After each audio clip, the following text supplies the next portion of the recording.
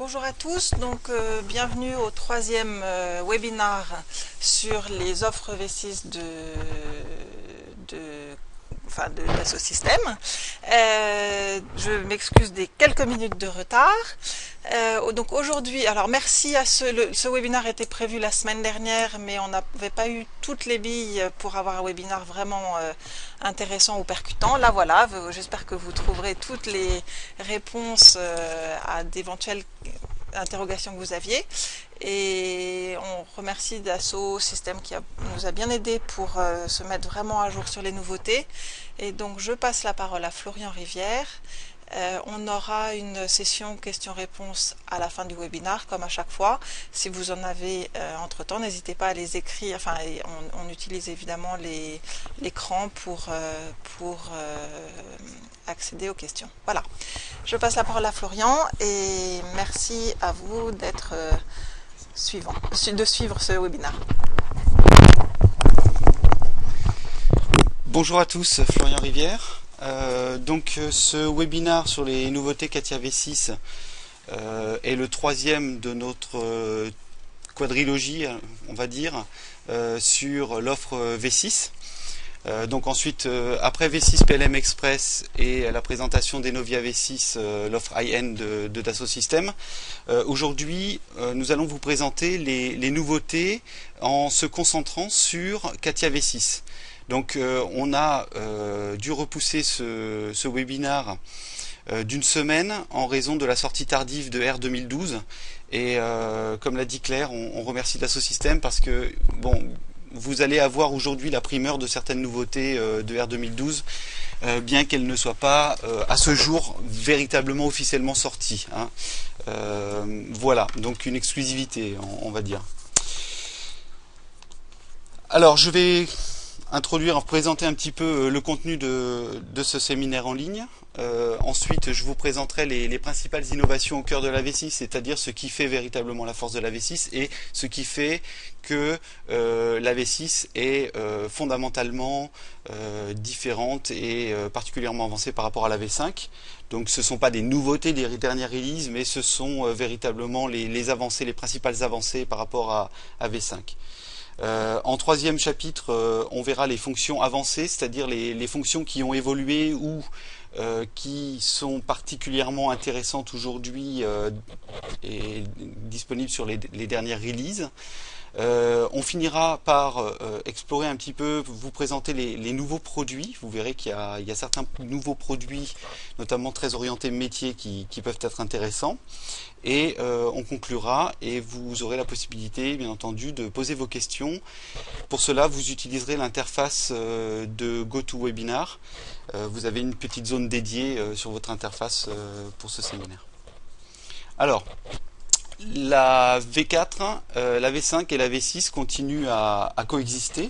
La V4 est aujourd'hui en fin de vie, bien évidemment, hein. La fin du support a été prononcée depuis déjà un moment. La V5, elle, pour le moment, il n'y a pas de date de fin de développement ou de fin de support et encore moins de fin de vie, bien évidemment. Donc la V5 va continuer à progresser. Cela dit, le gap fonctionnel avec la V6 va s'amplifier. Il est déjà, vous allez le voir, ça va être illustré durant ce séminaire, il est déjà très important. Et donc bien évidemment, plus tôt on s'intéresse à la V6, plus tôt on anticipe un petit peu, on se positionne en avance de phase et bien entendu plus ce sera facile. Alors, juste pour rappeler très rapidement, parce que ça a été longuement développé durant le premier webinaire, la V6, qu'est-ce que c'est? Alors, juste pour comprendre un petit peu le principe, hein, il existe trois communautés d'utilisateurs, hein, ceux qui créent, c'est-à-dire le bureau d'études, les méthodes, la fabrication. Ensuite, il y a l'écosystème, une deuxième communauté. L'écosystème, donc c'est-à-dire tout ce qui tourne autour finalement des créateurs, donc le marketing, le sourcing, les achats. Et puis ensuite, il y a un troisième niveau qui a souvent été négligé d'ailleurs hein, dans ces outils, c'est le consommateur. La V6, l'idée c'est de permettre à ces trois communautés qui étaient jusqu'à présent relativement cloisonnées d'échanger et à travers un média commun qui est le 3D. Voilà. Donc faciliter le travail entre ces trois communautés. Voilà le principal objectif de la V6 et ce qu'elle permet aujourd'hui. Alors, qu'est-ce qui a amené Dassault à changer de version finalement, hein. C'est pas juste la nouveauté pour la nouveauté. Ce qui a motivé Dassault, c'est 6 axes principaux de développement, hein. Le premier, c'est l'innovation globale et collaborative. C'est-à-dire que c'est ce qu'on a évoqué précédemment, c'est le fait de pouvoir justement permettre de travailler, faire en sorte que ces trois communautés travaillent ensemble. Deuxième axe, c'est l'expérience lifelike, ou comme dans la vraie vie, hein, la réalité virtuelle. Donc la possibilité d'avoir des rendus réalistes très poussés à des fins de visualisation ou d'expérimentation comme dans la vraie vie, notamment pour des simulations d'achat ou des formations de personnel, et également à des fins de simulation. Le troisième axe de développement majeur, c'est une plateforme PLM unique de gestion de propriété intellectuelle. Donc l'IP, hein, la propriété intellectuelle, c'est toutes les informations relatives au produit et à son cycle de vie, mais pas uniquement la description géométrique, hein. Donc avec les solutions V6, on a la possibilité d'accéder à travers notamment Enovia V6, donc à travers cette plateforme V6, permettre donc à tous les acteurs de la conception du produit ou du cycle de vie du produit d'accéder et de partager, de collaborer, d'accéder à cette propriété intellectuelle, hein. Donc les spécifications, les données marketing, les tableaux, etc. Le quatrième axe, c'est la création de produits en ligne. On l'avait évoqué durant le premier webinaire, il est réellement possible aujourd'hui de travailler à distance avec la V6, hein. Donc si on a un intervenant extérieur, peu importe finalement la distance, on a la possibilité de travailler à distance, connecté à la base de données qui se trouve bien évidemment sur un serveur ou avec des serveurs de réplication.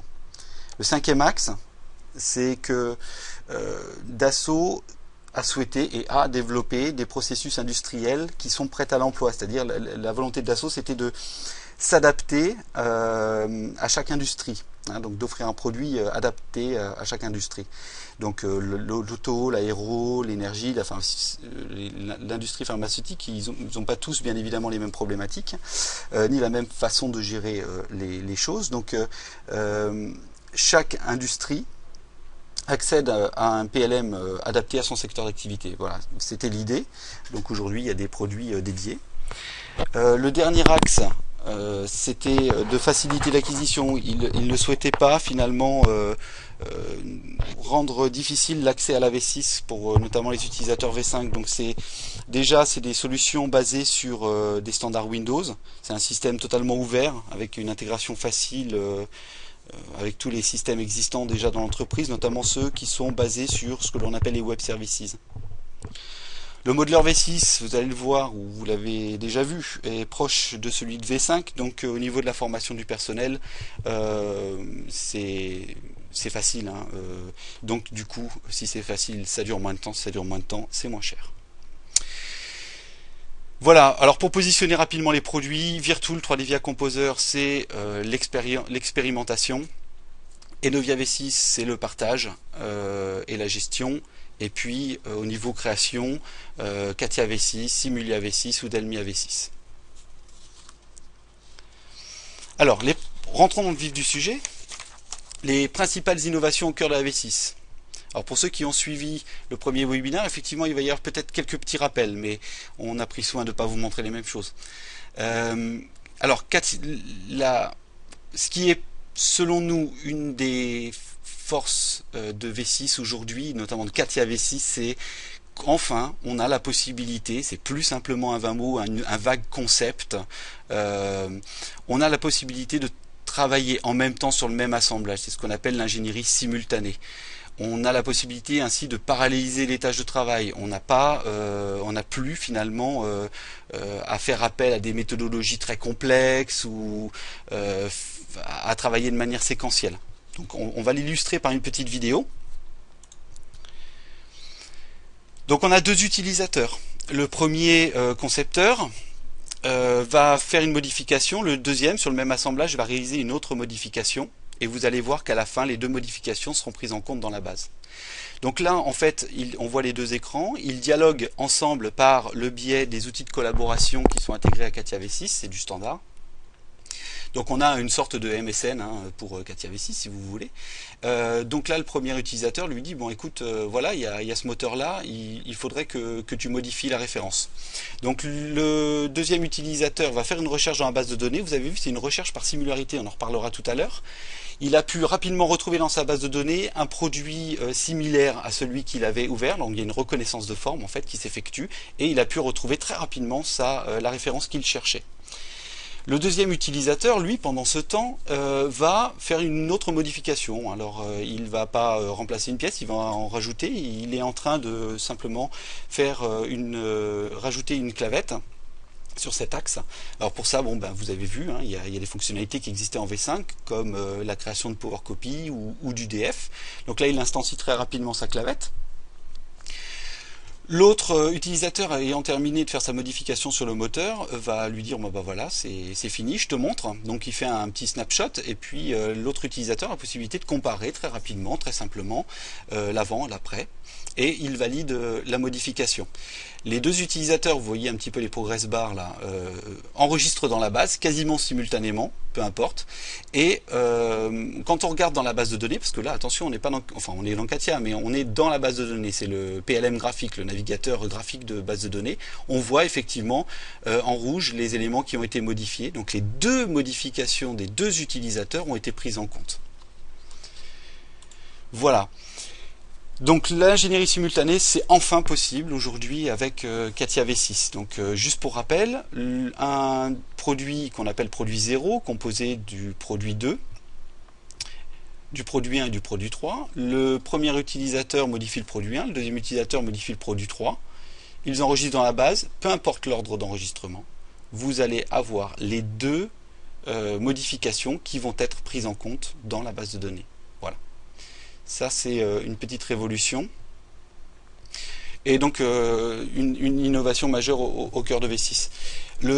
La deuxième innovation majeure, c'est la possibilité, et donc ça va de pair avec l'ingénierie simultanée que l'on a vu précédemment, c'est la possibilité d'avoir des sessions CATIA qui, enfin, se mettent à jour de manière dynamique. Donc quand on réalise des modifications, donc moi je travaille par exemple sur une pièce ou sur un assemblage, un collègue est en train de faire des modifications sur ce même assemblage, sur certaines pièces, mais je vais avoir la possibilité depuis ma session, sans fermer, rouvrir, je vais avoir la possibilité de voir que certaines pièces ont été modifiées en base et d'appliquer directement la modification qui a été faite par d'autres utilisateurs. Donc là c'est le cas d'un petit lecteur de, je pense que c'est un petit lecteur de cartes, hein, d'un laptop. Donc on a un utilisateur qui est en train de modifier la carte électronique, donc simplement les dimensions, là c'est quelque chose de très simple qui est réalisé. Il va ensuite sauvegarder en base sa modification. Voilà, c'est ce qui se fait là. Et l'autre utilisateur dont on voit l'écran en bas à gauche, lui, il travaille sur le système complet et il va rapidement pouvoir se renseigner grâce au compas PLM, donc c'est cet outil là qui nous permet d'accéder à des informations issues de la base de données. On va pouvoir rapidement voir par un code couleur que la pièce en question a été modifiée en base. Alors c'est bien de le savoir, le tout est ensuite de prendre en compte cette modification. Là c'est très facile, vous allez voir, l'utilisateur va cliquer sur la pièce et simplement demander le remplacement par la nouvelle référence, ce qui est fait là, puisque maintenant tout est en transparence, ça signifie d'après l'échelle, enfin la légende, qu'il n'y a pas eu de changement en cours dans la base. Voilà. Donc la possibilité de rafraîchir de manière dynamique les sessions. Donc plus de problèmes comme on a eu jusqu'à présent avec V5 où la prise en compte bien sûr de ce genre de cas est absolument impossible. Alors, une nouveauté, c'est une nouveauté, c'est pas depuis le début dans V6. Aujourd'hui, en V6, on a de très bonnes performances, notamment par la gestion des microprocesseurs multicœurs. C'est aujourd'hui une force de V6. Donc sur certaines fonctions qui étaient consommatrices de performance, on va dire, qui étaient gourmandes, avec des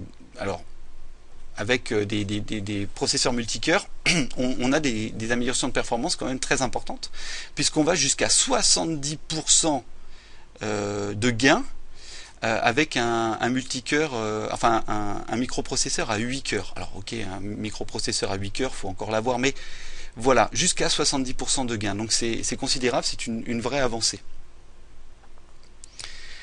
On a la possibilité dans V6, là encore, je dirais qu'avec l'ingénierie simultanée, c'est une des plus grandes révolutions, la possibilité de travailler sur les assemblages en s'affranchissant totalement de sa structure. Donc on a la possibilité en fait dans V6 d'aller chercher en base un assemblage. Il peut être gros cet assemblage, on n'a pas forcément besoin de travailler sur tout, on a juste besoin de travailler sur une petite partie. Sauf que en V5 par exemple, on était dépendant de la manière dont avait été structuré cet assemblage. On ne pouvait pas ouvrir seulement une pièce d'un sous-ensemble et une autre pièce d'un autre sous-ensemble. On était obligé finalement de charger ces deux sous-ensembles, puis ensuite de faire un tri. Donc déjà on avait perdu au chargement. Aujourd'hui avec la V6, on choisit dans la base de données ce que l'on veut visualiser dans CATIA et on se prépare ainsi une session de travail sur laquelle on va travailler avec uniquement les modèles dont on a besoin et on va enregistrer et naturellement, alors ça rejoint les mécanismes d'ingénierie simultanée, automatiquement l'ensemble va se mettre à jour. Donc on va l'illustrer par une vidéo. Donc là on travaille sur un skateboard. Donc la fenêtre que vous voyez là, c'est le navigateur graphique de base de données qui est intégré à CATIA V5. Pour ceux qui connaissent, on peut dire que c'est 3D Live. Hein. Donc là on est dans la base de données hein, et on va dire bah tiens de cet assemblage je veux voilà on va appeler ça le train avant, la roulette avant, et puis ça se charge automatiquement dans CATIA. Donc on a notre assemblage skateboard mais avec uniquement cette pièce ou cet ensemble. Ensuite on va dire bah tiens je veux aussi le train arrière. Hop, automatiquement ça vient charger dans la session CATIA le train arrière. Donc on a la possibilité comme ça de se préparer son environnement de travail, sa petite session de travail, sans prendre tout, et de rajouter au fur et à mesure ce dont on a besoin. On n'est pas obligé de préparer tout dès le départ et puis ensuite à se retrouver bloqué, à pas pouvoir ajouter des choses. Non, non, c'est complètement dynamique, on fait ce qu'on veut et on enregistre dans la base et bien sûr c'est l'assemblage complet qui est mis à jour et pas uniquement juste ce que l'on a sauvegardé. Donc ça c'est une grande force. La possibilité également dans CATIA V6 de faire des recherches en 3D dans la base de données. Alors ça rejoint ce que l'on a présenté avant. Avant, la vidéo précédente, on vous montrait que grâce au plateau tournant, on avait la possibilité très rapidement de venir à partir d'un assemblage picorer en fait, prendre voilà je prends ça, je prends ça, je prends ça, et je charge dans ma base de données, dans mon CATIA pardon, dans mon espace de travail. On a aussi la possibilité de, plutôt que de picorer, hein, on va dire sélectionner une par une les pièces ou les sous-ensembles, on a la possibilité de faire une recherche graphique. Donc c'est ce qui va être illustré ici. Donc on est dans CATIA, on est toujours dans notre fameux PLM graphique, donc l'explorateur graphique de la base de données. Et là on a sur cette machine, qui est une machine textile, on va avoir la possibilité de venir faire une recherche par proximité. Donc directement on dit voilà je veux toutes les pièces qui sont à telle distance de ma courroie. Et vous voyez toutes les pièces qui ne sont pas inclus dans cette recherche se retrouvent en transparence, les autres étant mises en évidence. Et on a la possibilité bien sûr de rentrer des valeurs précises pour cette recherche graphique. Donc là c'est la recherche par proximité qui est présentée. Donc automatiquement le système ensuite vous donne le résultat final de votre recherche et vous avez la possibilité de le charger dans CATIA pour travailler dessus. Donc même principe que ce qui a été présenté avant. C'est pas parce qu'on travaille que sur une partie de l'assemblage, en s'affranchissant encore une fois complètement de sa structure, que l'assemblage complet bien sûr n'est pas mis à jour. Il n'y a aucun souci, c'est ça qui est un petit peu magique entre guillemets. D'autres types de recherches 3D, là on fait une recherche par boîte, une petite boîte d'encombrement, donc pareil on a encore la possibilité de rentrer des valeurs précises. Et on a en plus la possibilité de dire si on veut les pièces qui intersectent ou qui sont complètement dedans notre boîte d'encombrement ou totalement à l'extérieur de la boîte d'encombrement. Ensuite, vous voyez, on a encore la possibilité de faire encore un peu le ménage, de dire bah, ça non je veux pas, ça non plus, et ensuite on peut charger dans Catia. Troisième illustration de la recherche 3D, troisième outil, c'est une recherche par sphère. Donc vous voyez, il y a différents outils qui s'adaptent aux besoins. Donc là, on fait une recherche par sphère. On a choisi de prendre en compte toutes les pièces qui intersectaient notre sphère, donc qui étaient en partie dedans. Et on peut rentrer bien sûr une valeur précise, là encore, de rayon. Une fois cette recherche effectuée, le résultat s'affiche et on va avoir la possibilité de faire encore un petit peu de ménage. Donc là voilà, on va valider, on a le résultat de notre recherche, on va venir faire un peu le ménage en disant voilà, ben, ces deux ensembles je ne les veux pas, voilà, je ne veux travailler que là dessus, c'est exactement ça que je cherchais, et là je me soucie absolument pas encore une fois de la structure de données. Puis ensuite j'ouvre dans mon espace de modification, donc ce que l'on appellerait aujourd'hui Catia, voilà. Sachant que Catia, c'est pas uniquement cet espace de modification, c'est aussi l'espace de navigation dans la base de données aujourd'hui. Alors il y a d'autres recherches qui n'ont pas été illustrées là.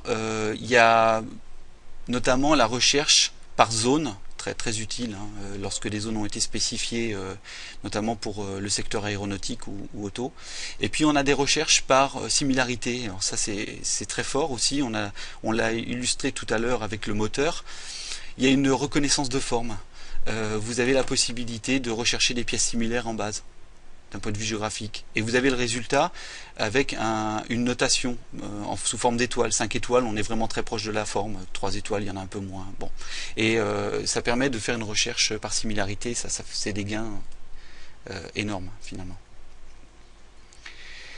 Alors, une autre force, c'était sur l'axe de développement lifelike de Dassault Systèmes pour la V6. Catia V6 donc délivre des possibilités de visualisation aujourd'hui qui sont vraiment très poussé, rien à voir avec ce qu'on avait en V5, mais véritablement rien à voir, et de façon native, c'est du standard. Tout ce que je vous présente là, c'est du standard. Donc on a une illustration ici sur un siège, je ne sais pas quelle voiture c'est, mais ça m'intéresserait de la voir. Vous avez ici un siège, bon, plutôt typé sport, et regardez un petit peu les nouveaux jeux de textures qui sont disponibles aujourd'hui dans V6. Vous voyez un petit peu ce grain de cuir, ou le rendu du plastique ou du carbone. Je pense plutôt que c'est du carbone vu à mon avis le prix du siège. Et vous avez ici la possibilité donc d'appliquer des nouveaux jeux de textures qui sont disponibles pour la plupart déjà sur internet en fait. C'est des gens qui sont un peu artistes et qui font ce genre de choses. Bien évidemment, aucun problème, il y a toujours toutes les propriétés pour pouvoir modifier les textures. Donc là, c'est une texture cuir. Donc vous voyez, il n'y a pas c'est une nouvelle technologie, on n'a pas une répétition bête et méchante du motif comme en V5. Donc un rendu réaliste extrêmement poussé aujourd'hui en natif avec V6. Donc ça permet vraiment d'expérimenter le produit comme pour de vrai. Alors on verra qu'il y a d'autres outils, notamment de rendu réaliste, qui sont encore plus poussés, où là on joue sur non seulement les textures mais aussi la luminosité. Je vous montrerai ça à la fin, c'est un nouveau produit, c'est magnifique. Encore une autre innovation, c'est la possibilité de gérer ces versions de manière très simple. Alors gérer les versions dans un système PLM, ma foi, encore heureux. La force de V6, c'est de vous permettre d'utiliser deux versions d'une même pièce dans un même assemblage. Donc vous allez voir, par exemple sur le skateboard, on va venir demander à remplacer cet axe par une autre version. Donc on va simplement demander à modifier une seule des deux instances présentes dans l'assemblage. Voilà, là il y a une petite liste qui nous présente les versions disponibles, ou disons les autres versions disponibles. On demande la dernière, bon de toute façon il n'y en avait qu'une autre, et on demande à remplacer dans l'assemblage. Bien sûr avec le compas on visualise très rapidement laquelle est la nouvelle, laquelle est l'ancienne version, et vous voyez on a pu gérer dans le même assemblage deux versions de la même pièce ou du même ensemble. Ça c'est aussi une force, ça permet de faire des comparaisons ou de rapidement pouvoir évaluer des alternatives de conception. Voilà pour les principales innovations au cœur de la V6. Donc là c'est quelque chose qui continuera d'évoluer mais qui reste vraiment les fondements fonctionnels on va dire de la V6. Je vais vous présenter maintenant des fonctions avancées. Alors certaines fonctions ne sont pas des nouveautés des toutes dernières releases, d'autres le sont. Ce sont les fonctions qui ont été améliorées ou qui sont des nouveautés aujourd'hui. Alors on va commencer par un nouvel outil beaucoup plus performant de génération des nomenclatures sur les mises en plan. On connaît l'outil équivalent en V5. Bon, beaucoup s'en plaignent parce que il est là, c'est bien, mais bon, il n'est pas non plus très performant, notamment sur la définition du contenu des nomenclatures. Aujourd'hui c'est un peu délicat, quoique avec la R20 aujourd'hui on a une gestion qui se rapproche un peu de V6 mais vous allez le voir, donc on a généré avec V6, on va plus loin, on a généré cette nomenclature, bon jusqu'à présent pas de surprise, et dans les propriétés de cet objet nomenclature qui est apparu sur notre mise en plan, on a la possibilité de gérer bien évidemment le type d'affichage des repères, et on a toutes les propriétés accessibles avec la possibilité donc de gérer la taille des colonnes, de gérer le contenu, de gérer les titres, de gérer l'ordre dans lequel les informations sont présentées. Donc là on a fait des modifications sur une taille de colonne. On va avoir maintenant la possibilité de renommer une colonne, donc on va passer de quantity à QTY par exemple, juste pour illustrer. Voilà, on met à jour, on n'est pas obligé de sortir bien évidemment. On peut réordonner les colonnes, donc c'est une interface vraiment très simple. Et puis on va avoir la possibilité également de supprimer des colonnes, et vous allez le voir juste après, on va pouvoir rajouter des informations, donc rajouter des colonnes. Donc là on rajoute 3 colonnes. Dans la première colonne on va venir rajouter une information sur le poids. Donc ça ce sont des données qui sont en fait disponibles depuis la base de données. Donc ce sont tous les attributs, ce que vous voyez là dans cette liste, c'est tous les attributs disponibles pour l'objet en question, donc là un assemblage, qui sont disponibles dans la base de données. Donc là on a un coût estimé. Et puis on va venir ajouter également le nom de la référence en base. Donc, enfin, la référence en base, le code Enovia, on va dire. Voilà. Tout a été mis à jour. On va un petit peu réordonner. On va aussi modifier la taille des colonnes. On va passer à 40, voilà, pour l'estimation du coût aussi, puisque ce ne sont pas des gros chiffres généralement. Et voilà la mise à jour donc qui se fait d'une toute manière instantanément. Voilà, alors pour le poids et le coût, sur cet exemple-là, ça n'avait été renseigné véritablement que pour une pièce. Donc voilà, on le montre ici sur le pignon. Alors le pignon c'est le numéro 34.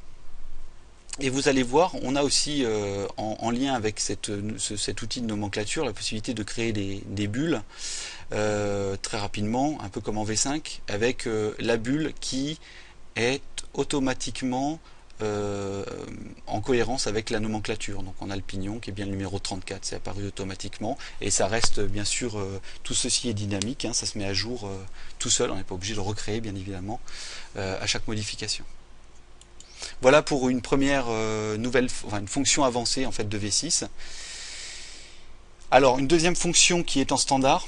Pour le moment, tout ce que je vous dis là, c'est en standard, c'est-à-dire avec les packages mécaniques de base, on va dire. Donc on a un nouvel outil qui permet d'analyser la distribution des masses dans un assemblage. C'est un petit outil d'analyse qui est en standard donc, et qui va vous permettre plusieurs choses. La première chose, c'est la possibilité de ne pas uniquement se contenter des poids calculés en fonction de la géométrie et de la matière qui est appliquée. Vous allez avoir la possibilité, c'est utile pour certaines pièces, notamment les pièces que l'on achète, vous allez avoir la possibilité de déclarer un poids. Voilà, ça c'est une première nouvelle fonction, possibilité de déclarer un poids. Vous allez aussi bien sûr avoir les poids calculés et vous allez avoir ensuite des outils qui vont vous permettre d'analyser la répartition des masses sur votre assemblage. Donc on prend l'exemple d'une portière. Voilà, portière de véhicule. Donc là, pour le moment, il y a essentiellement de la tôle et un petit peu de câblage avec des connecteurs.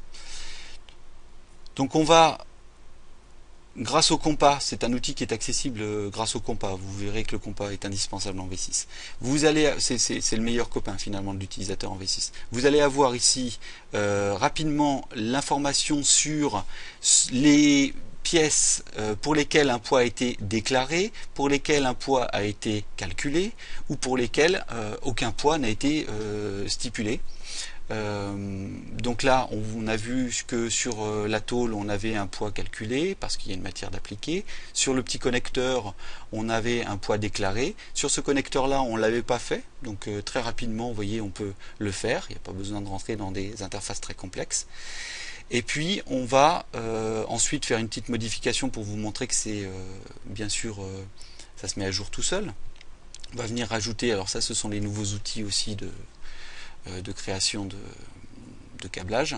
On va venir ajouter un câble et on va voir bien sûr la mise à jour automatique du poids. Bon. Ensuite, deuxième fonction, la possibilité d'avoir un affichage de la répartition des masses par un code couleur du plus clair au plus foncé.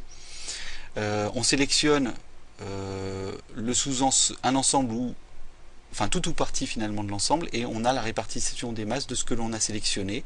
Donc on sait exactement où le poids se trouve majoritairement ou de manière minoritaire. Bon, là on a changé la valeur, enfin la matière pardon de la tôle et on voit que le poids a été bien entendu automatiquement mis à jour. Voilà pour ce nouvel outil. Donc c'est une nouvelle fonction, ce n'est pas un nouveau module qui est aujourd'hui disponible en V6. Alors, nouvelle fonction sympa, très sympa même, la possibilité de positionner ces éléments de manière très rapide. En V5, souvenez-vous, on a ce qu'on appelle le bilboquet. Vous savez, c'est un outil qui permet rapidement de positionner les pièces les unes par rapport aux autres sans créer pour autant de contraintes. Bon, en complément de ce genre d'outil, aujourd'hui en V6, on a un outil aussi simple d'utilisation que le bilboquet, mais qui va vous créer les contraintes. Alors c'est un assistant de création de contraintes. Alors en V6, les contraintes d'assemblage, ce sont des liaisons cinématiques. Okay, donc là, on va simplement, rapidement choisir un contexte. Donc là, on se concentre sur ce premier niveau d'assemblage, le train.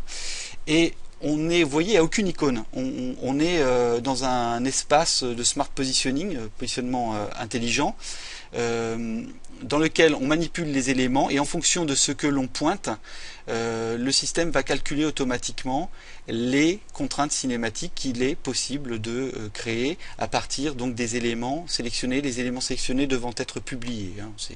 C'est une contrainte, mais ça se justifie largement.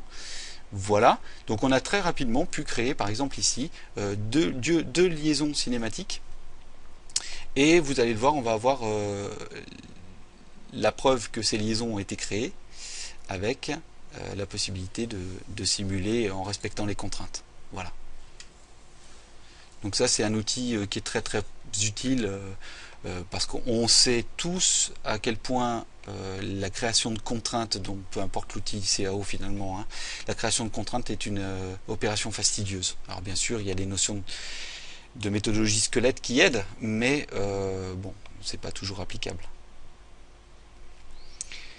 Alors un autre outil, alors une vidéo peut-être un petit peu longue mais qui est très intéressante. On avait un outil en V5 qui permettait de faire de la symétrie d'assemblage. On a le même type d'outil en V6 bien évidemment, mais vous allez le voir, c'est à travers un environnement totalement dédié à la création d'ensembles symétriques. Et vous allez voir à quel point c'est facile et intuitif de venir créer comme ça des ensembles symétriques. Donc là on a comment dire, cette roue, cette partie de roue avec la fusée et l'amortisseur du véhicule. On va venir demander la création d'une symétrie. Donc là, bon, ça calcule un peu parce qu'il y a une reconnaissance automatique des pièces, des plans de symétrie. Donc les pièces qui sont déjà totalement symétriques, elles ne vont pas être symétrisées par défaut. C'est ça qui est sympa. Ça, c'est la première fonction. La deuxième fonction, vous allez le voir, donc il va vous générer un ensemble totalement symétrique. Par défaut, toutes les pièces qui n'ont pas été reconnues comme 100% symétriques vont être considérées comme des nouvelles références symétriques. Donc on le voit par exemple avec la jante ici, où voilà, le résultat c'est pas forcément ce qu'on attendait. On a le logo à l'envers, c'est pas malin. Donc on va avoir la possibilité, donc par le biais de d'un environnement dédié, vous allez le voir, on va s'y projeter. On va avoir la possibilité de venir faire des modifications très rapidement par le biais d'icônes. Donc voilà en fait le fameux environnement de modification de la symétrie que l'on vient de générer. Donc on a notre symétrie d'assemblage qui est là. Et vous allez le voir, on va pouvoir manipuler. Alors, ou bien en parallèle, ou bien en symétrique, c'est ce mode-là qui est le plus sympathique finalement, et le plus agréable et confortable. Donc on manipule les deux fenêtres en même temps, hein. Donc, et on a la possibilité ensuite, avec la barre d'outils que vous voyez, Symmetry Specifications, la possibilité de venir dire, ben voilà, cette référence-là, je l'enlève. Voilà. Là par exemple, il s'agit des squelettes. On les enlève de la symétrie, ça sert à rien. Voilà, puisque de toute manière, l'assemblage symétrique va se mettre à jour par rapport à son original.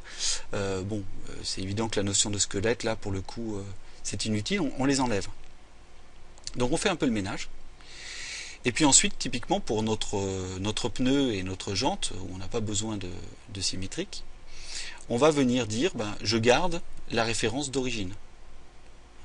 Donc là, c'est le cas pour notre jante. Avec le logo à l'envers. Voilà, on vient sélectionner la jante. Et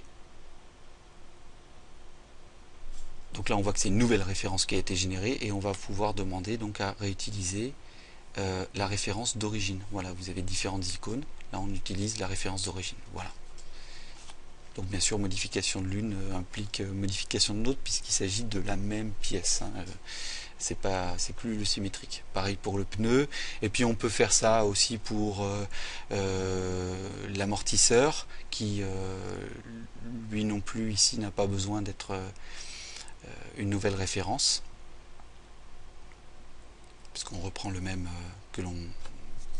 pour lequel on fait simplement une rotation. Voilà. Voilà pour cet atelier, ce n'est pas un nouvel atelier, hein, c'est une fonction, mais qui, avec la grosse nouveauté, c'est la possibilité comme ça de travailler sur les assemblages symétriques dans un contexte dédié, dans un environnement dédié, ce que l'on n'avait pas auparavant. Alors, il faut préciser aussi qu'aucun lien contextuel n'est généré. Vous avez la possibilité de réutiliser l'assemblage symétrique dans n'importe quel autre contexte. Voilà. Sans lien qui explose ou quoi que ce soit. Là aussi, il y a beaucoup plus de robustesse et les choses sont beaucoup plus simplement gérées finalement. Alors, une autre nouveauté. Alors, pour ceux qui sont habitués un petit peu aux outils knowledge, knowledgeware en fait, on a aujourd'hui la possibilité, grâce à Knowledge Advisor, alors là c'est pas un package de base, hein, il faut la licence Knowledge Advisor. Avec Knowledge Advisor, on a la possibilité de gérer automatiquement maintenant les références qui sont utilisées dans un assemblage. Donc par exemple, on va prendre l'exemple ici d'un arbre avec un roulement. Donc on a l'arbre, l'épaulement, le roulement. On va venir...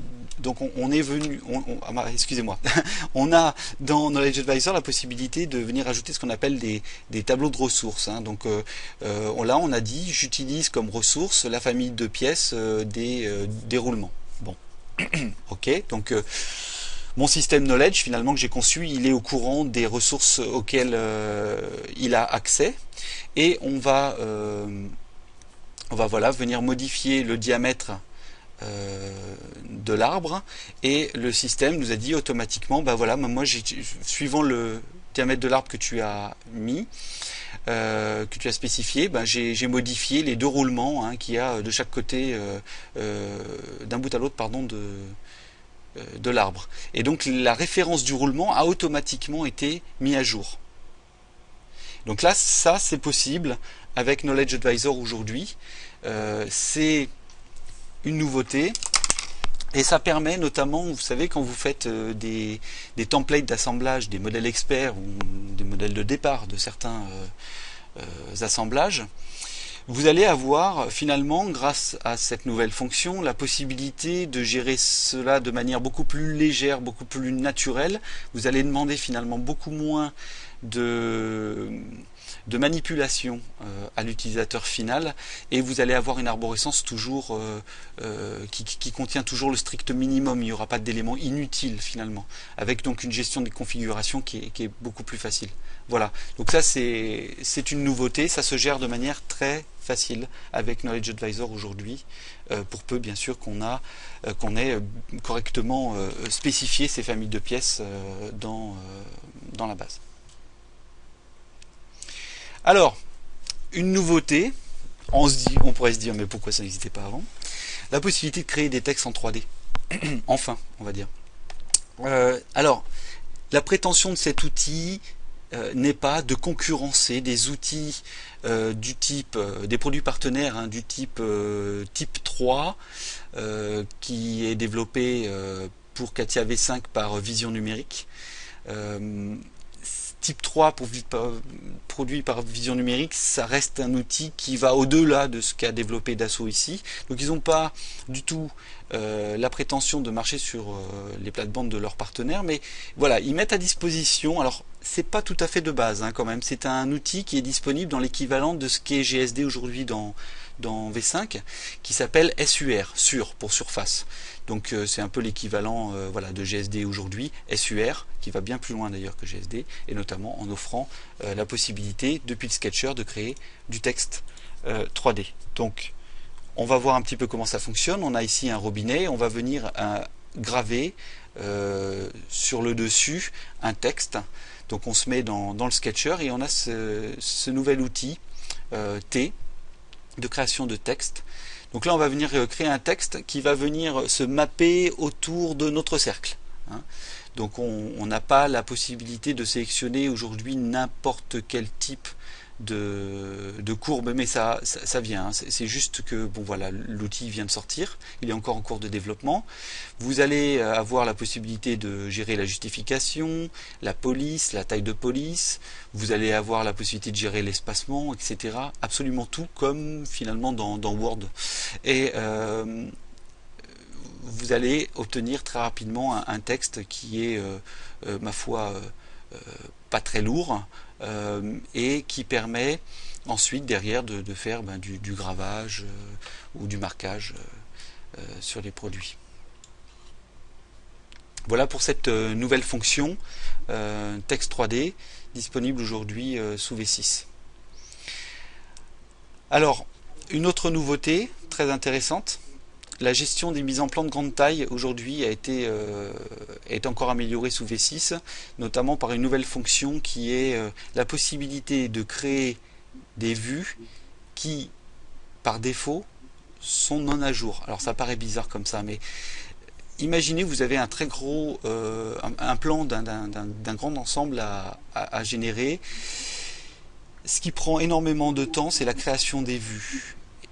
Et la mise à jour bien évidemment, mais à la création des vues, finalement CATIA V5 aujourd'hui vous oblige à mettre à jour tout de suite, vue après vue.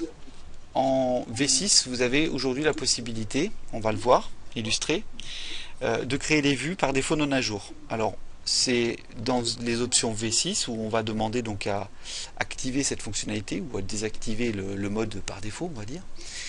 Bon, là on va créer une mise en plan, donc avec 3 vues créées par défaut. Et vous voyez on visualise par défaut, on visualise donc dès le départ les vues, le résultat final, mais c'est sous forme de bitmap au départ. On a la possibilité de venir créer n'importe quel type de vue. On va l'illustrer là à travers cette vidéo avec la création de vues de détail, la création de vues ISO, d'écorchés, de vues de section. Donc on a la possibilité de faire des modifications, d'accord, tant qu'on veut. Et c'est très rapide, c'est quasi instantané, même si l'assemblage est énorme, on a très rapidement notre mise en plan déjà bien avancée. Disons que ce qui réclame le plus de performance de la part de la machine, ou en tout cas le plus de temps, enfin pas le plus de temps, parce que le plus de temps c'est certainement la cotation, mais en tout cas ce qui est gourmand en CPU est rapidement généré. Alors après vous allez me dire, mais la mise à jour je la fais comment? La mise à jour vous pouvez la faire comme ça à la volée, au fur et à mesure, suivant vos besoins, bien évidemment. Mais imaginons, c'est un assemblage tellement énorme que la mise à jour, j'ai le temps d'aller boire 3 cafés et de manger 2 sandwichs. Ce qu'on va pouvoir faire, c'est par le biais du batch de mise à jour, il y a un batch qui permet la mise à jour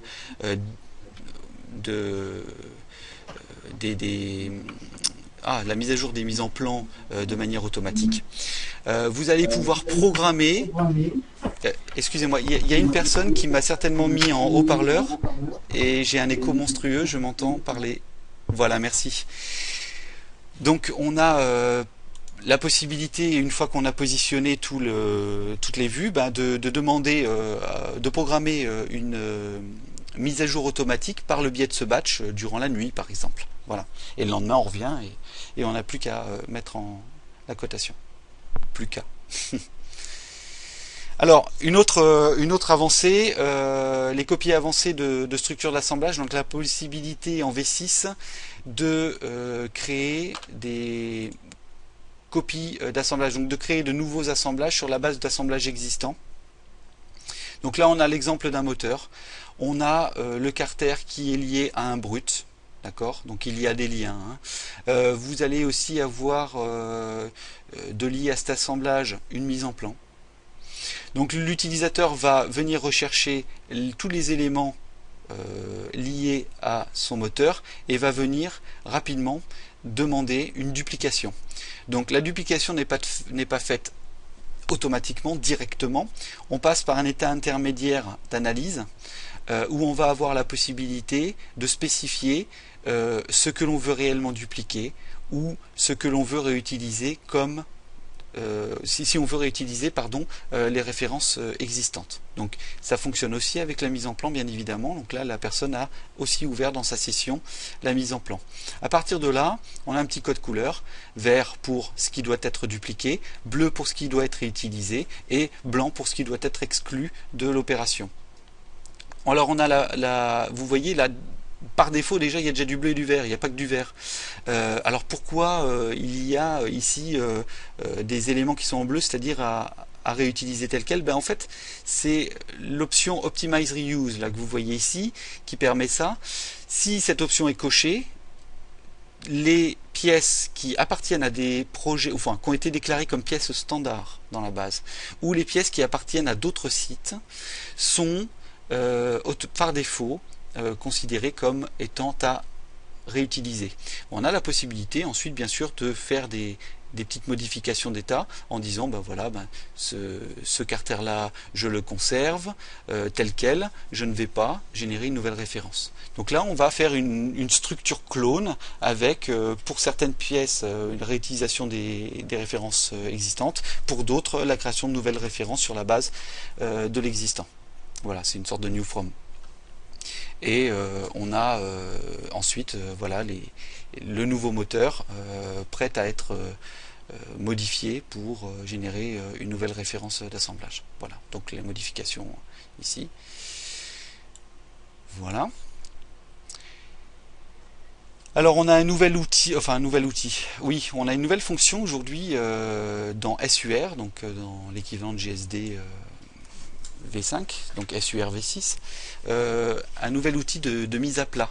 Donc je vous présente ça sous forme d'une petite vidéo qui n'a rien à voir avec de l'industrie lourde, hein, c'est de la chaussure, mais ça s'applique aussi à de la pièce mécanique, hein, c'est la mise à plat ici par exemple des différents patrons, enfin l'obtention des patrons des tissus, du cuir ici en l'occurrence. Donc très rapidement on obtient le déplié et bien évidemment c'est associatif avec la possibilité aussi, vous allez le voir, on va générer une petite courbe sur le modèle fini et cette courbe va être dépliée où on va voir le résultat sur voilà, le développé de la surface. Donc nouvel outil de développement de développement de surface disponible aujourd'hui dans SUR. C'est quelque chose de très performant. Une autre illustration de cet outil qui est dans donc des fonctionnalités SUR aujourd'hui. On est sur une bouteille, on rajoute un texte, donc on s'est mis dans un plan, hein, le plan de symétrie, et on va avoir la possibilité ensuite de projeter ce texte sur la surface de la bouteille. Voilà. Donc ça c'est une nouvelle fonctionnalité SUR. Voilà, donc le texte a été parfaitement développé sur... C'est pas une simple projection, mais évidemment c'est un véritable développé sur la surface sélectionnée. Voilà. Bon, et puis là vous avez un peu la primeur d'un nouvel outil de rendu réaliste que je vous présenterai en fin de session. Enfin, encore la dernière fonction, définition de pattern 3D, donc la répétition dans l'espace. Aujourd'hui, on pouvait faire de la répétition d'instances dans un assemblage en se basant finalement sur les outils de répétition disponibles, répétition circulaire, rectangulaire ou utilisateur dans un plan. Aujourd'hui, on a la possibilité de faire des répétitions dans l'espace, véritablement en 3D. Donc c'est un nouvel outil de Assembly Design avec la possibilité. Donc c'est une nouveauté R 2012. Hein. Vous en avez la primeur. C'est la possibilité donc, par exemple sur cet exemple d'escalier, de venir créer toutes les marches, toutes les instances de marche, positionner directement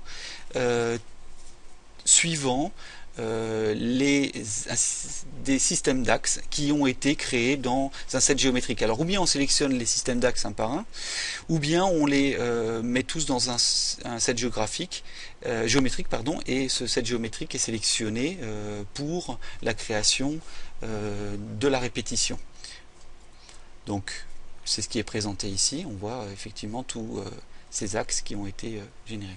Donc on a la possibilité ensuite de demander à ce que les instances soient contraintes, c'est-à-dire qu'elles ne puissent plus bouger, qu'elles restent figées hein, dans leur position par le biais de contraintes d'assemblage, ou alors qu'elles puissent être modifiées, donc sans création de contraintes d'assemblage. Voilà le résultat.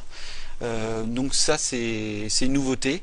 On pourrait se dire mais pourquoi on n'y a pas pensé plus tôt? Bon. Aujourd'hui ça existe, c'est en V6 R 2012. Alors, quelque chose aussi de très important, ça va certainement être amené à encore évoluer, c'est la possibilité aujourd'hui de faire de la mise en bande, enfin de préparer la mise en bande, disons, hein, attention. Donc c'est une nouvelle fonction de Sheet Metal Design, Generative Sheet Metal Design, qui aujourd'hui en V6 est disponible dans le package FPD, Fabricated Part Design, au même titre que Welding que vous allez voir tout à l'heure. Donc on a la possibilité avec cet outil de venir gérer le nombre de séquences. En fait par défaut ce que va faire le système, c'est qu'il va faire une séquence par opération sheet metal que vous avez spécifié durant la conception de votre pièce. Et puis après vous allez avoir la possibilité de réordonner, vous allez avoir la possibilité de rajouter des opérations, de venir par exemple pour le pliage diviser des opérations, venir dire ben voilà je vais diviser ce pliage en 3 étapes. Donc on va avoir une étape à 33 degrés par exemple, une autre à 33 et une autre à 66, une autre à 100 par exemple, hein, si on avait un pliage à 100 degrés. Voilà, donc le résultat c'est sous forme de corps de pièces disponible dans la représentation d'origine. Voilà. Donc il y a certainement encore des améliorations à faire pour arriver à un outil parfaitement métier, mais on a quand même aujourd'hui déjà une véritable avancée. Ça permet en fait de préparer un petit peu le process de fabrication, de travailler un petit peu plus en avance de phase. Donc il y a de véritables gains. Donc ça c'est une nouveauté de Sheet Metal Design. Alors les nouveaux produits. Alors on me signale qu'on est quand même bien en retard. On a commencé aussi en retard et puis il y a pas mal de choses à montrer comme vous l'avez vu. Ça aurait été dommage de faire l'impasse sur certaines nouveautés. Alors on a un nouvel atelier qui s'appelle Katia Bend Part Design.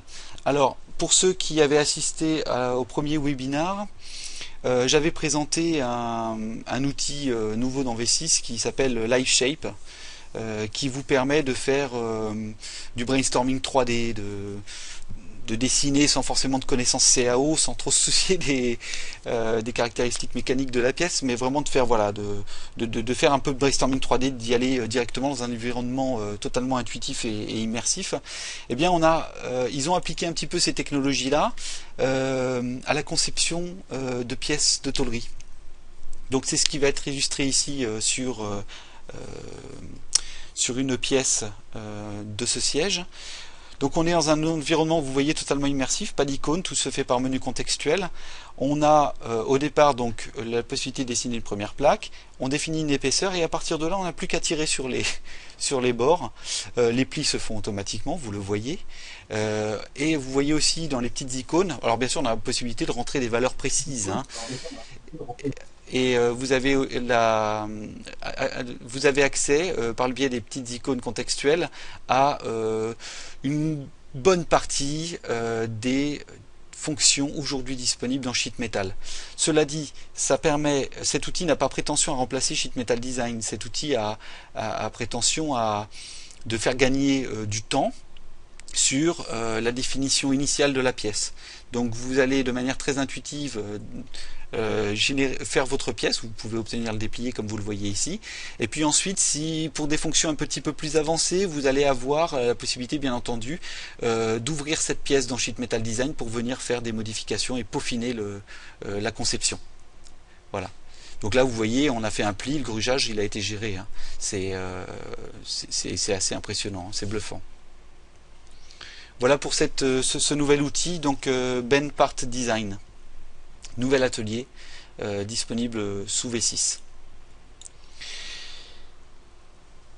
Alors, un autre atelier, c'est même au-delà d'un atelier, mais c'est Fastening Engineering. C'est un outil, enfin c'est un environnement, c'est une solution complète, transversale, c'est-à-dire que elle va être compatible avec tous les autres produits Katia et ça va être plus pluridisciplinaire, ça va impacter plusieurs disciplines. C'est un outil de gestion des fixations avec reconnaissance automatique des fixations, avec insertion rapide des fixations basée sur les bibliothèques de fixation disponibles dans votre base. Vous allez avoir des outils d'analyse qui vont vous permettre de savoir les pièces qui sont liées aux autres, à quelles pièces elles sont liées, par quel biais, et puis vous pourrez comme ça très rapidement, de manière graphique, identifier les pièces qui ne sont pas fixées ou mal fixées. Et c'est un outil qui est... Toutes les fixations qui sont définies par ce biais sont reconnues dans Delmia. Donc par exemple, si vous avez des soudures discontinues, vous allez avoir la possibilité dans Delmia de les reconnaître automatiquement pour notamment la programmation des robots de soudure. Voilà. Donc c'est une solution qui est très prometteuse et qui est aujourd'hui, si on a véritablement des gros problèmes, des grosses problématiques de gestion de fixation, je pense notamment à l'automobile et à l'aéronautique naturellement, c'est un outil vraiment, enfin qui je pense rapidement va devenir incontournable. Alors, je ne peux pas vous l'illustrer parce que les vidéos ne me sont pas parvenues à temps et je serais bien en peine de vous en parler dans le détail. Cela dit, ça peut être partie remise. Si parmi vous, certaines activités sont intéressées par ce produit, on peut se programmer une démonstration. Alors, atelier de soudure également, en complément de Sheet Metal Design dans le package FPD de V6. Donc un atelier de création de cordons de soudure. Alors vous allez voir la possibilité, donc par exemple ici très rapidement, de venir générer, alors plus que la représentation du cordon, ici un cordon avec en V on va dire, vous allez avoir voilà véritablement l'impact sur les pièces. Donc préparation du process ensuite de fabrication là ici un mécano soudé. Donc vous allez pouvoir rapidement générer n'importe quel type de cordon, donc ce qui est fait ici. Donc il y a aussi du point, tout type de soudure peut être géré aujourd'hui avec cet outil. Alors c'est un outil qui va évoluer, et il va évoluer pourquoi? Parce que le module que je vous ai présenté précédemment, Fastening Engineering, il va de plus en plus finalement faire ce boulot là et se mettre à gérer aussi tout type de cordons de soudure, puisque c'est de la fixation. Donc on va véritablement avoir un lien entre ces deux modules de plus en plus fort. Donc bien sûr les cordons que vous créez sont totalement modifiables, c'est pas juste du one shot, vous allez avoir la possibilité d'une mise à jour automatique bien évidemment, et en mise en plan, pour tous les cordons spécifiés, vous allez avoir le symbole qui va apparaître automatiquement. Donc là les caractéristiques, alors bien sûr ça peut être complété, mais toutes les caractéristiques qui avaient été spécifiées dans le 3D sont accessibles voilà, directement en automatique lors de la création des symboles de soudure. Donc là on va faire une petite modification et vous allez voir, on va aller modifier les épaisseurs de soudure et le symbole associé en mise en plan va être automatiquement mis à jour. Alors voilà, la personne zoom et on va mettre à jour la mise en plan et on se retrouve donc avec un déplacement bien sûr de la géométrie et une mise à jour des caractéristiques. Dernier outil de cet atelier, la possibilité de générer un rapport. Dans ce rapport, vous retrouvez l'ensemble des caractéristiques des soudures que vous avez créées dans votre assemblage ou dans votre pièce. Voilà. Alors, on termine avec Katia Live Rendering. C'est un nouvel atelier de rendu interactif, de rendu réaliste. J'aime bien le jeu de mots, rendu interactif pour une expérimentation réaliste. Vous connaissez Photo Studio, c'est de la photo. Bon, ça bouge pas. Vous connaissez aujourd'hui les capacités de V6, je vous les ai illustrées avec le siège, avec des nouveaux jeux de textures, un rendu beaucoup plus réaliste déjà, rien qu'en conception, donc en standard, mais avec cet outil Live Rendering, on va beaucoup plus loin, on expérimente véritablement le produit. Vous allez voir, c'est bluffant, véritablement bluffant. Alors c'est toujours un petit peu dans la même veine que Live Shape ou ce que je vous ai présenté BenPart. Vous avez un atelier où vous êtes totalement en immersion avec un minimum d'icônes. Là on travaille sur une bouteille de parfum, on va réaliser les modifications, on est dans Katia, donc on va réaliser les modifications que l'on veut. Donc là c'est plus un designer qui réalise avec les outils freestyle, et tout de suite il va pouvoir avoir son rendu réaliste.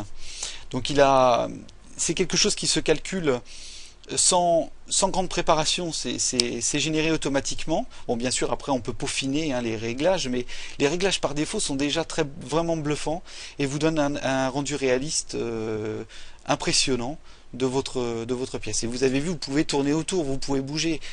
Et c'est ça véritablement la nouveauté. Donc là on a une autre illustration lors d'une revue ici sur un véhicule du groupe, un Range.